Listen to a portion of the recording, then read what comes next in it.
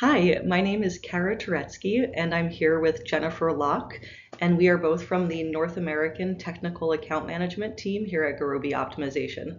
And together we're going to be presenting Optimization 360, and we hope this is an exciting way to kick off an exciting day of talks. So you've probably already heard somebody say that optimization technology should be used in a situation because it creates value. But what exactly does that mean? So we're here today to answer that question and contextualize how value is derived. And we explain the sometimes hidden connection between optimization, which is a deeply mathematical puzzle solving tool, and how that connects to your bottom line results. Now, to do that, we're going to introduce what I have called Opti moments. So, an Opti moment is a point in time or a thing we do or experience where optimization adds value. And sometimes that value source just isn't obvious to us. So, the value of optimization is often measured financially. But dollars are not necessarily a root source of value that we want to focus on here. And maybe that statement is a good philosophical discussion to have at a later date. But we have come up with a few non-monetary root value categories, and we're going to highlight those here. Now, this is not an exhaustive list by any means. In fact, we hope you can think of some other novel ways of adding value with optimization by the end of the presentation.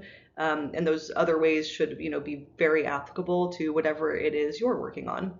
So we'll get started reviewing our 5 categories. Thanks, Cara. Hi, everyone. I'm Jennifer Locke. Our first value is time, and time refers to reducing the time it takes to accomplish a task, or improve the time it takes to make a decision, or even dealing with difficult time horizons. And remember, although time saved is often measured in terms of dollars, we're talking about the root cause. Our second value we are highlighting is amount or the quantity of something, such as increasing production capacity, or it could represent reducing raw material needs. Our third value is quality of the Opti moment. So this will be a very broad category, and depending upon the Opti moment, this could mean a better feature that improves the end user or consumer experience while driving sales for the business. It could be improved safety or robustness in manufacturing, or even improving your environmental impact. Our fourth category is explainability, and you can think of this really as being about confidence in decision making. So sometimes being able to make decisions systematically and explain the whys of those decisions to stakeholders, that has critical value to an organization. But that can actually be a bit hard to measure in practice. And our final category is around managing complexity. So, complexity is all about having the ability to make decisions that are just too hard to be done manually, or maybe heuristics don't do a good enough job of capturing all the nuance of a particular situation. Now, capturing all of these values can lead to a process that has a competitive edge and it runs smoother with higher profit, higher revenue, those financial metrics that we all tend to lean on. But we find these categories really let us dig deep into the root value source in a way that's common across lots of Opti moments in different industries and use cases.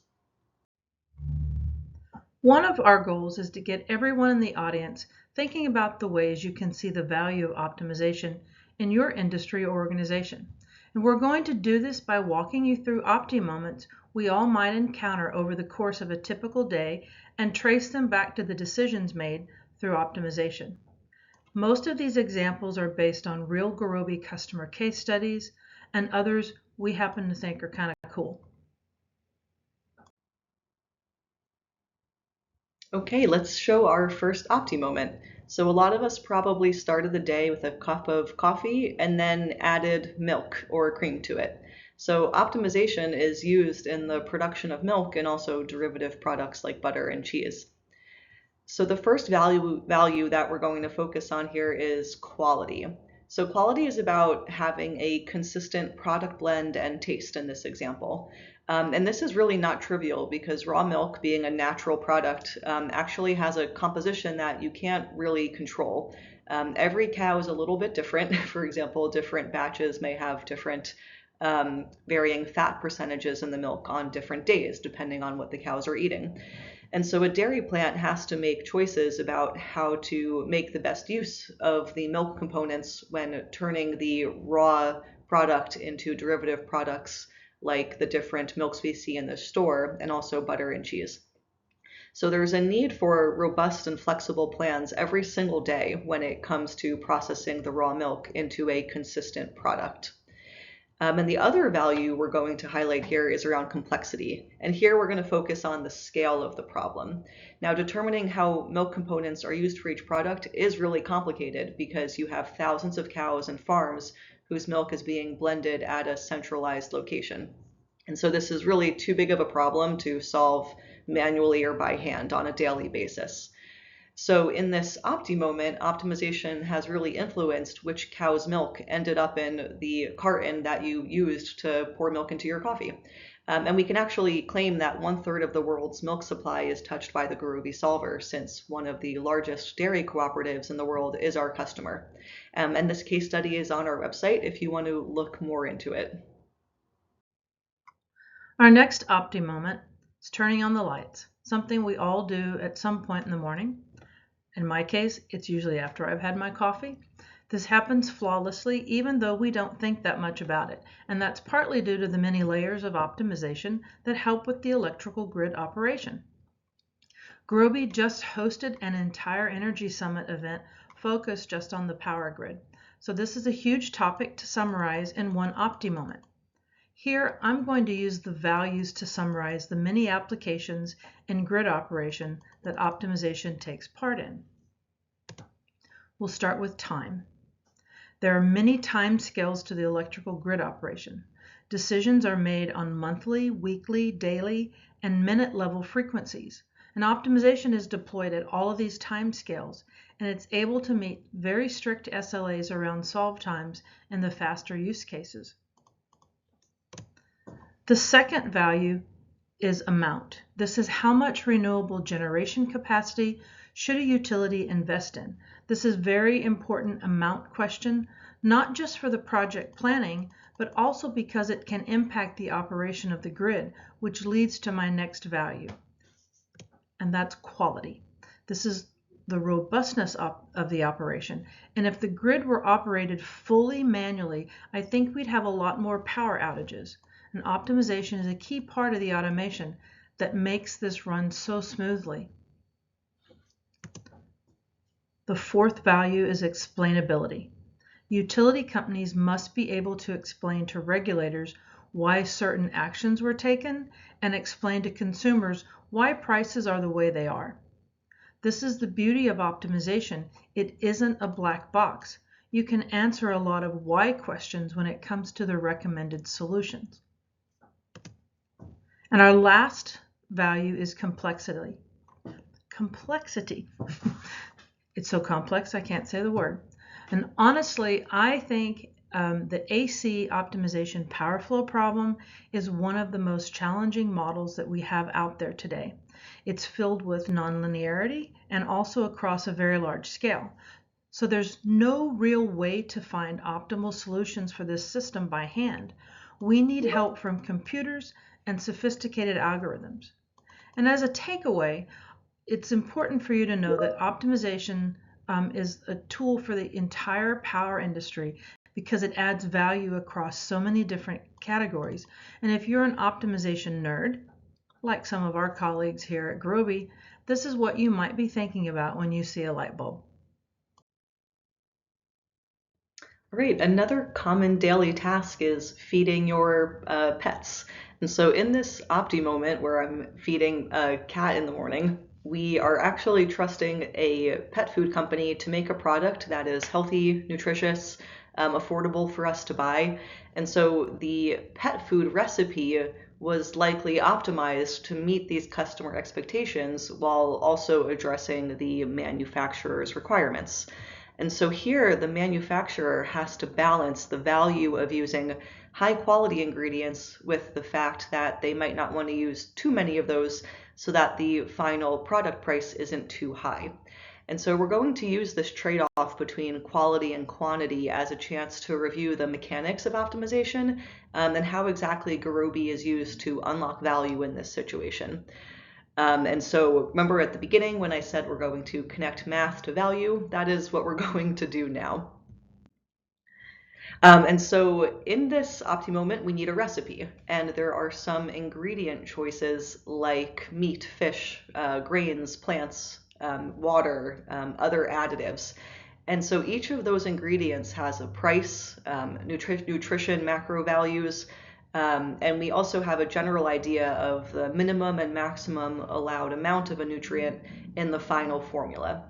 And so in practice, a manufacturer may have hundreds of different ingredient options with seasonal variations in availability and pricing. So the formula needs to be adjusted periodically, and that's another reason that optimization is helpful here.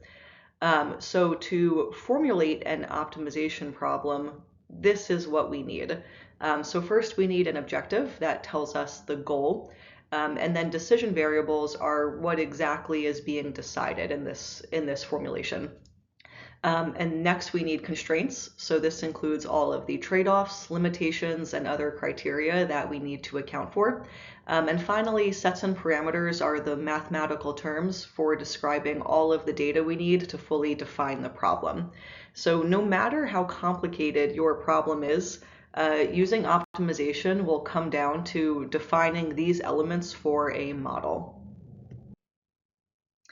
So the first step in order to define all these elements is having a clear problem statement.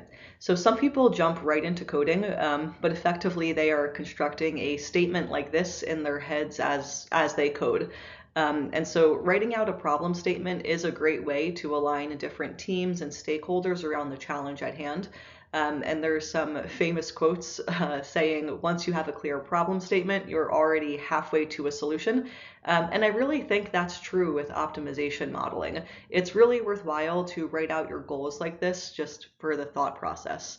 And even if your problem statement is a bit messy or long, you should still be able to color it in like this and map your statement to the optimization model components. And if you can't, or it's not so obvious which components are what, then that's a really good sign your problem statement just needs some refinement. So here it's pretty obvious that the variables will be the amount of each ingredient going into the formula, and the objective is to keep the formula cost low. And our constraints include the definition of what healthy means. Here there are acceptable nutrient ranges that we need to stay within. And once this is done, and you have this mapping, all of these words can just be translated into a math formulation or a model. And so this is the math model of the problem statement. So even if you don't read the math notation fluently, you can still see that the objective is here and that it's minimizing the sum of the cost of each ingredient. And so that amount of each ingredient is represented by the variable x, and that is the main decision variable. And so sometimes translating words to a constraint formulation does have a bit of an artistic component to that. These are the kinds of puzzles that optimization people love to solve. But once we have solved this and we have this formulation complete, the final step is just implementing the model in code format. And so I've shortened some of the components from the previous slide here, but this code snippet is showing the code for this cat food formulation problem.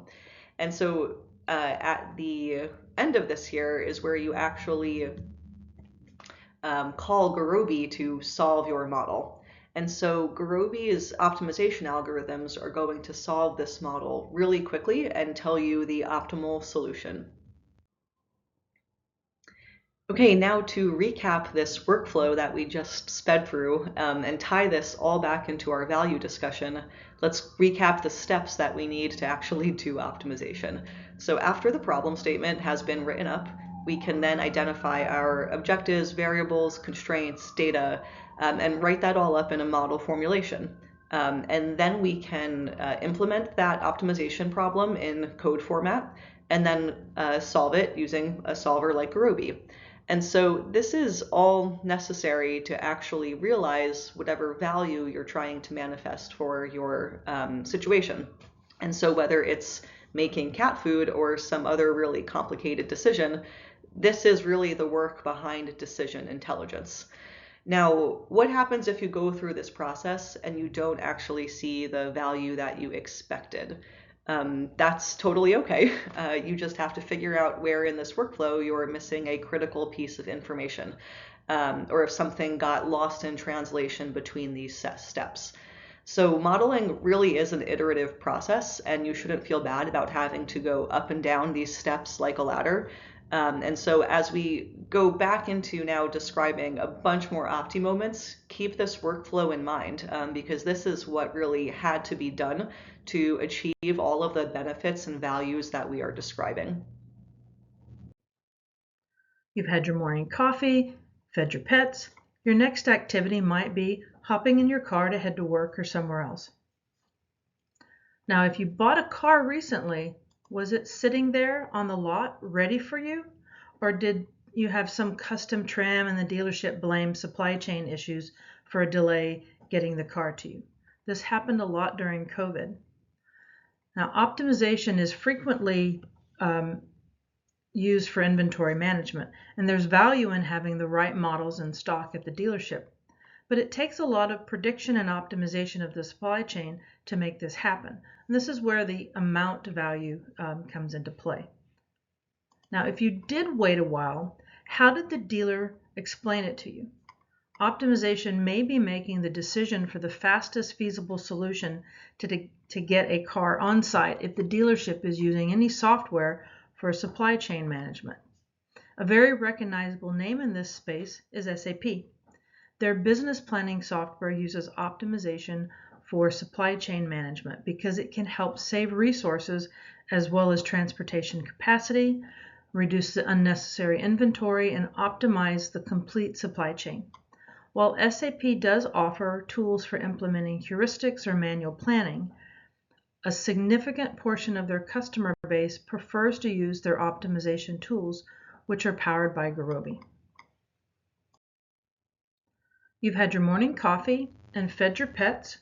Your next activity might be hopping in your car to head to work or somewhere else. So if you bought a car recently, was it sitting there on the lot ready for you? Or did you have some custom trim and the dealer blamed the supply chain issues for a delay in getting it to you? This happened a lot during COVID. Optimization is frequently used for inventory management, and there's value in having the right models in stock at the dealership, but it takes a lot of prediction and optimization of the supply chain to make this happen. And if you did wait a while, how did the dealer explain it to you? So optimization may be making the decision for the fastest feasible solution to get a car on site if the dealership is using any software for supply chain management. A very recognizable name in this space is SAP, and their business planning software uses optimization for supply chain management because it can help save resources and transportation capacity, reduce the unnecessary inventory, and optimize the complete supply chain. So while SAP also offers tools for implementing heuristics or manual planning methods, a significant portion of their customers prefer to use their optimization tools, which are powered by Gurobi. Since we're talking about your car, let's remember that the dealership is just where you bought the car.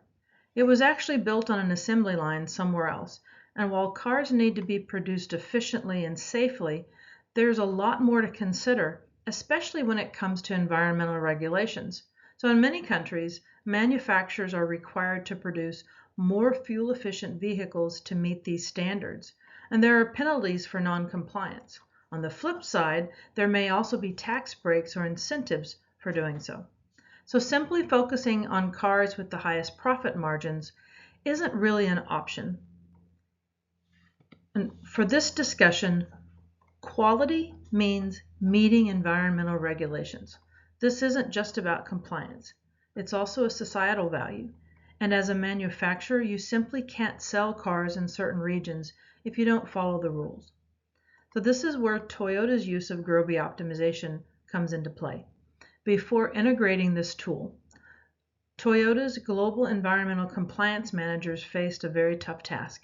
They had to manually review each country or region's regulations, then run multiple simulations using Excel to determine production quantities. It was not only time-consuming, but it also didn't guarantee the best solution was being chosen.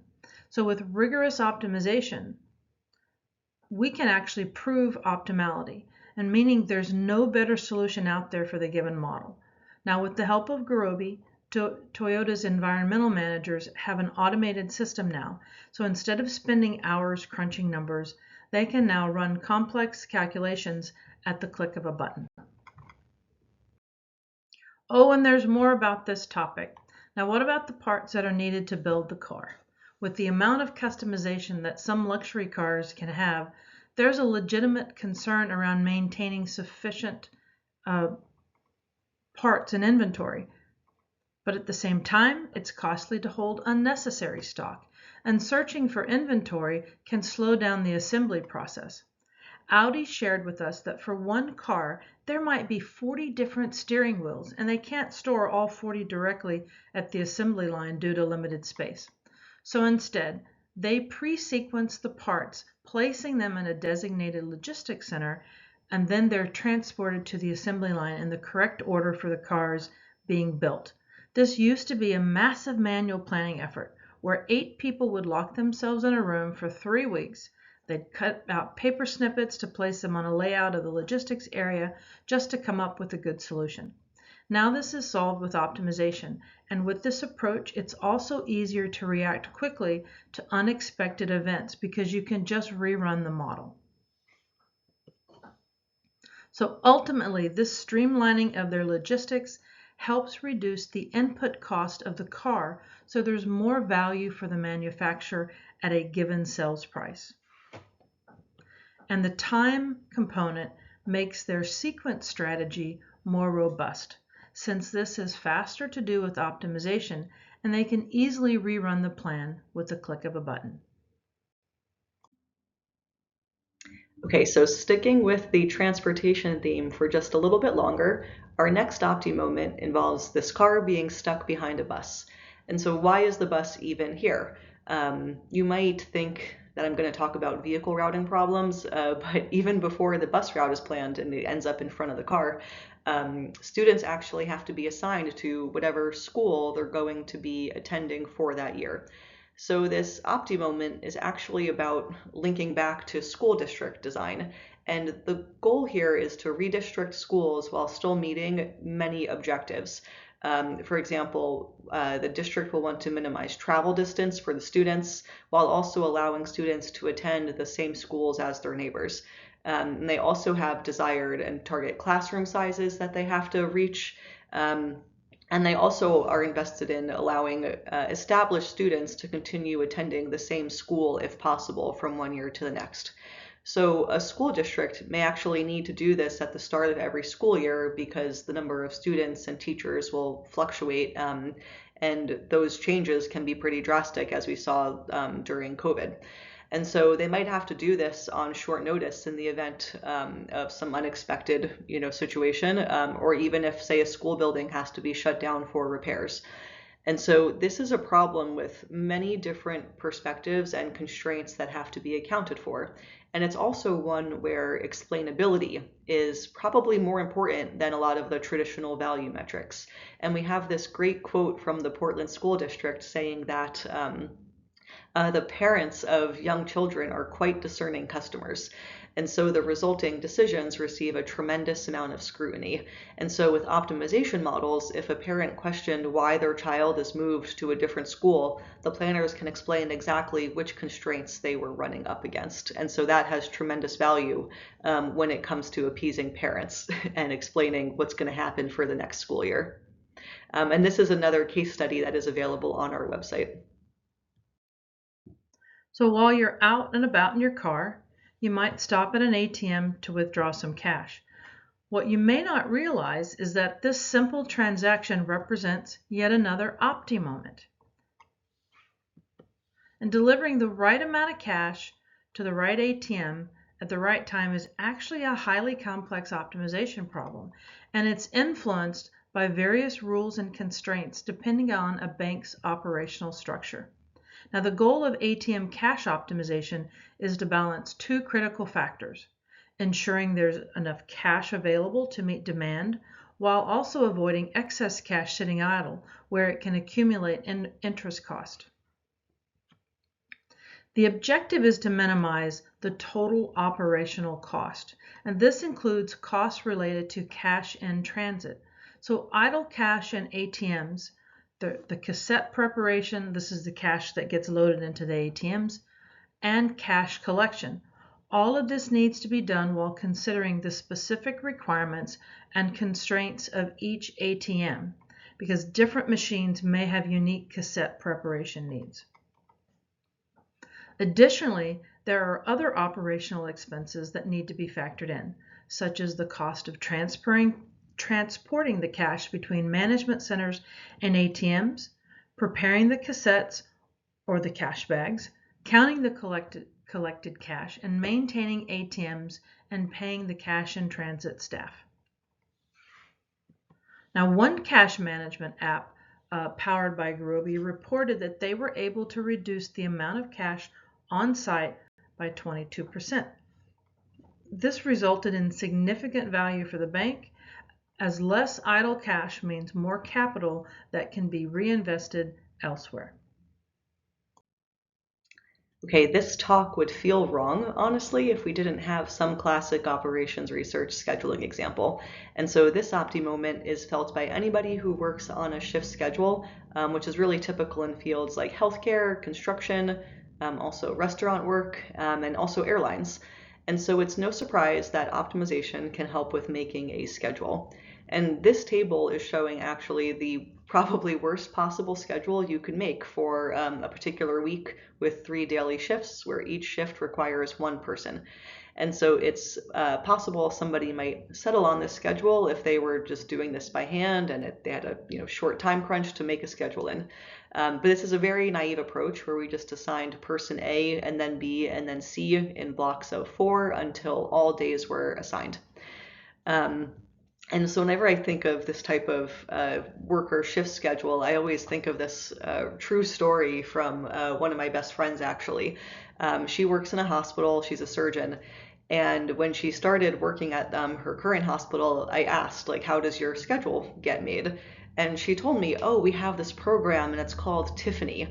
And I thought, it's kind of like a weird acronym. I couldn't quite figure out what Tiffany would have stood for, especially related to OR or procedure scheduling. And she never knew what it stood for either. And a few months later, she called me and was like, you're not going to believe it. Tiffany is a person, not an acronym. And I wasn't that surprised. That made a lot more sense than Tiffany as an optimization acronym. But her hospital actually has one person whose full-time job is just keeping up with the OR schedule for a group of about 10 people. And so this is obviously, a pretty resource-intensive task if somebody is spending their whole day just keeping the schedule up to date. And so in this Opti moment, the first value is around time saving, specifically making schedules faster. It can take a person a really long time to put together a quality schedule, especially if it's for a month or even longer for a large staff. And now when it comes to the quality of a schedule, optimization can also find much better solutions. So in this example that we're showing here, person A probably would be very happy because if they repeat the schedule week to week, they're never going to work on a weekend. But persons B and D would probably complain because they would be stuck working every weekend. And so if nobody works more than 4 shifts a week, there's also a sixth person, person F, that has to be added to cover this last remainder shift. So clearly this schedule is suboptimal for the whatever organization's goals would be here around having properly staffed just operations, right? And so this approach can lead to overstaffing and other inefficiencies. So continuing with this scheduling example, let's just again review how to get a basic model started, but then we'll take it a bit further to help you appreciate how complexity can just grow so quickly. And then we'll see how this is also a great tool for tracking all of the requirements that a schedule needs to satisfy. So what we're showing here is an expanded version of the model, ensuring the basic requirements around having one person on each shift and having 3 shifts a day. And we have the additional constraint added to count the number of weekend shifts and distribute those evenly, while also ensuring nobody works more than 5 shifts per week. So looking at the schedule, I can still see some issues that have to be addressed. Notice how person D works 3 days in a row, going from shift 1 to 2 to 3 on the Tuesday, Wednesday, Thursday in the second week block here.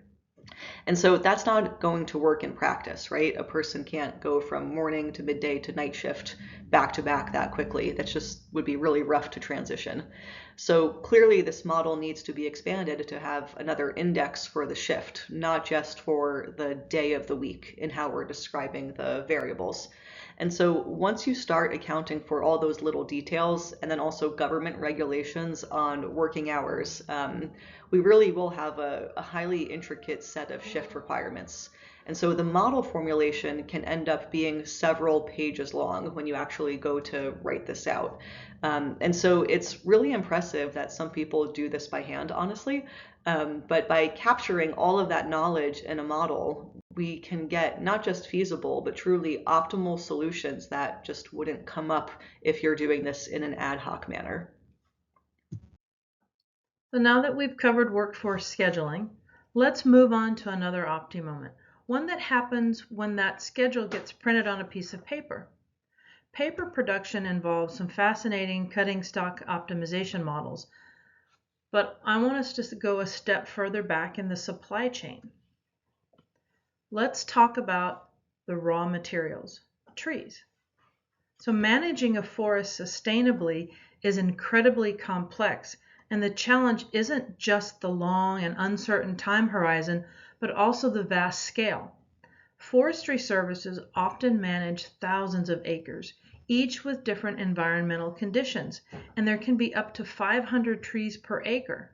Fun fact, I learned that pine trees can be densely planted in a well-managed forest designed for logging, unlike other species that need much more space. So you can imagine how quickly this multiplies into an enormous, complex problems to solve. And of course, there are tree-specific characteristics that need to be considered as well. So factors like species, growth rates, and environmental impact. This is where optimization makes a real difference.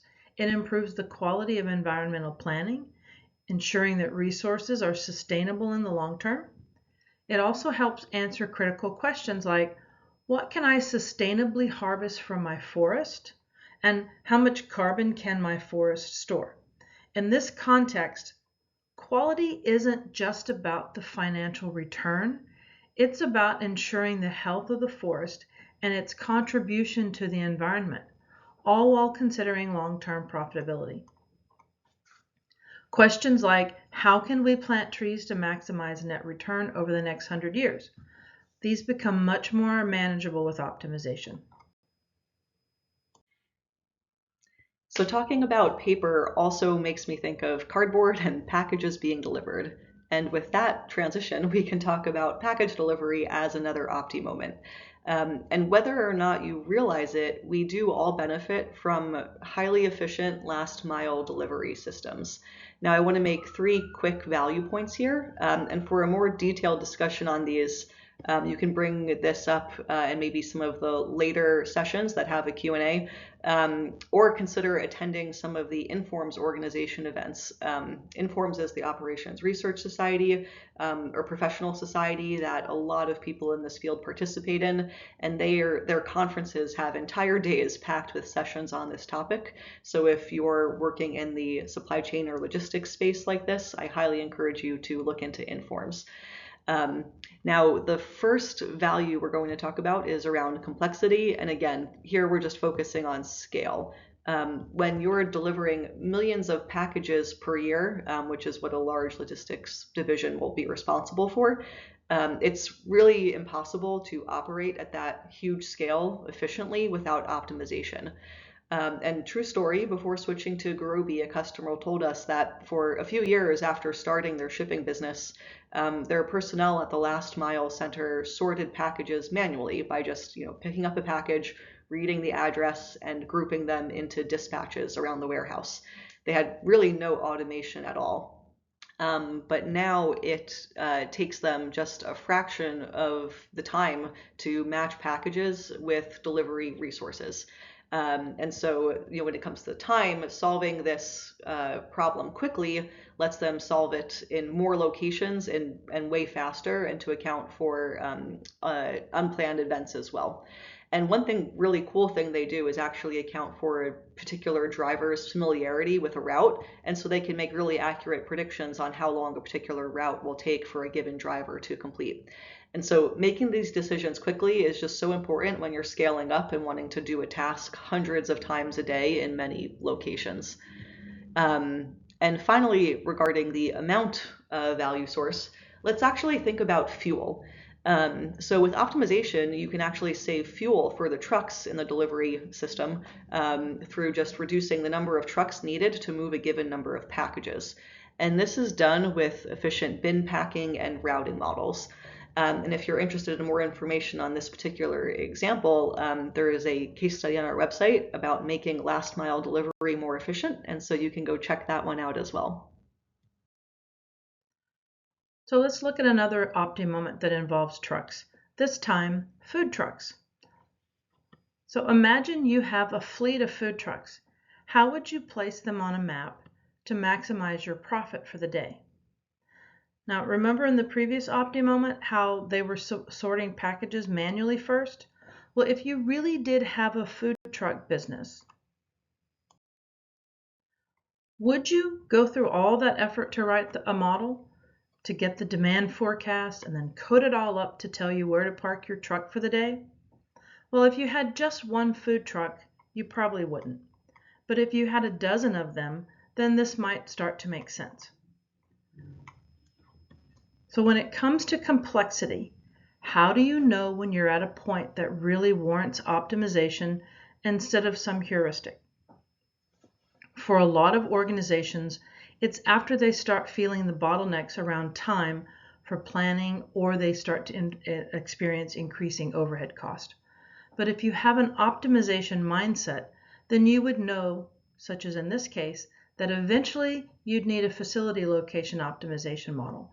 And you can anticipate when that tipping point is going to come about and start working on a model from a more proactive position. Here's a really fun Opti moment. Maybe you play in a rec sports league after work. And obviously there's a lot of challenging scheduling problems with sporting events. We talk a lot about the NFL scheduling example that Gurobi helps with, if you want to look that one up as well. But here I have another true story from our Gurobi company offsite this past summer in Montreal related to team assignments. And so when we were in Montreal, we organized a kind of friendly soccer tournament for people to play in. And so the main value we were concerned about here was actually around quality, specifically fairness of the teams. And because we wanted this to be a fun and not too competitive event, we wanted all the teams to have the same overall skill level. So that way, there wasn't one team that was always winning or losing. And so in preparation for this, everybody who was participating did a self-assessment or ranking of their skill level, just a scale from 1 to 5. And then we had somebody write a model to pick teams while minimizing standard deviation of the average team skill level. This is actually quadratic. It's not really even that simple of a model. And so you can tell we really love optimization here because we definitely overcomplicated this a little bit. But it was actually a really great experiment because what we saw was something that we always talk about in practice, which is the need to maybe tweak your model formulation. So after people did the review of their initial team assignment, there were some complaints. One team, for example, had 2 people who both wanted to be goalie. So we ended up having to revise the model a bit to account for those kind of player role preferences. And this is also how we got the term drama constraints. That's a thing now that we use in our vocabulary quite a bit. But it was just a really great real life example of the importance of the quality of input data. As well, because after the games happened, we still had one team who had a noticeable advantage, I'll say. They won most of their matches, and so clearly there was a lot of modesty maybe when they did that self-assessment that resulted in some undervaluations of skill levels. And so for next year, we may have to expand the model further to account for maybe uncertainty in the skill ranking, or maybe we'll use results of these previous games to modify the rankings a bit. But it was still a very fun sporting event and also a very fun modeling exercise. So we're nearing the end of our day of Opti moments, and it's probably time to start thinking about dinner. One option is to go to the grocery store and start shopping. So maybe you find yourself in the store, you're standing in front of the apples wondering why they're priced at $3 a pound. So while it might seem like these prices are chosen arbitrarily or that they're always going up, there's actually a lot of mathematics that are working behind the scenes. So at this point, we can't ignore that we're talking about pricing, right? So raising the price of Fuji apples might reduce the demand for them, but that price change will also impact the demand for related products. For instance, as Fuji prices rise, shoppers might switch to Gala apples, which could then lead to Gala shortages. Or worse, the store could be left with unsold Fujis if no one buys them. So maximizing revenue in a grocery store isn't just about raising prices across the entire store or even setting a price for each product in isolation. So the challenge is far more complex. Pricing for an entire supermarket involves a combinatorial nonlinear optimization problem where the interplay between the prices of hundreds of products needs to be considered to find the right balance. So maybe at the end of your day, you just really didn't feel like grocery shopping and decided you'd rather use a delivery service for your dinner. And as a end user of one of the many applications out there for this service, you just open the app, place your order, get your food delivered, and that all feels pretty straightforward. But these services are actually really complicated. And we're going to go through actually all of the value categories here to show what's going on behind the scenes and how optimization helps make these apps truly run in practice. And so one specific aspect of complexity I want to talk about is actually uncertainty. And so predictions on when orders are going to come in and also driver availability and driver location are a key part of these apps when it comes to just being able to promise that orders will be delivered. And so actually managing uncertainty is sometimes handled here by using machine learning models to make all these predictions around order count and driver availability. And so this is really a classic way that machine learning and mathematical optimization do work together. But it does make for a more complicated model that requires maybe a bit more work to sustain. Next one, in terms of amount, we're going to actually talk about a really interesting feature of these platforms, which is the number of customers they have, and not just like total customers, but specifically the types of customers. And so if you dig into some of these services, you'll see that they talk about having a 3 or 4-sided marketplace. So you don't just have the customers or end users who are placing orders, but also the restaurants are another customer persona. And then you also have the advertisers who place ads on these services. And so to satisfy all of these different user needs, they don't actually just have one giant optimization model. There are many models for different purposes that serve each of these personas. And now looking towards how time comes into play here, let's talk about solve time for the optimization model. And so what we see a lot just in general at Gurobi is people start prototyping or building an application using an open source solver. And these are great tools for getting started quickly. But eventually the open source solvers just aren't fast enough as your model starts to grow in size and scope. And so in this case, we've had people switch to Gurobi as they were scaling up their models. And they do this because solve time is critical, because clock time is critical, right? When you're using one of these apps, you don't want to have to wait, 20 minutes for the solver behind the scenes to finish running to tell you when your order is going to be delivered. And so lastly, we're going to talk about both quality of the food delivery service and then also explainability, specifically, this question of when will my order arrive? And so generally we want the food to be delivered fast so it's still hot and something you can just dig into right away. And we want to also make a prediction of when your order will arrive. But from the point of view of efficiency, the service may want to group orders into a few different batches, and that can actually impact the quality component and maybe also add some complexity to the prediction of when an order will be delivered if a driver has to make multiple stops.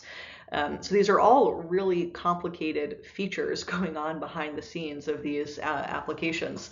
And if you want to learn more about this, we also have a case study on our website from Instacart around delivering optimal shopping experiences.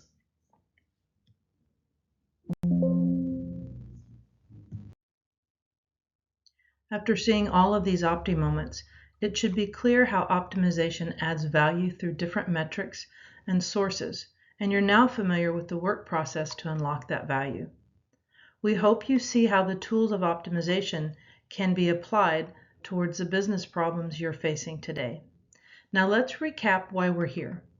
Our goal was to explore where value comes from in optimization and how to unlock it. I hope we've answered those questions.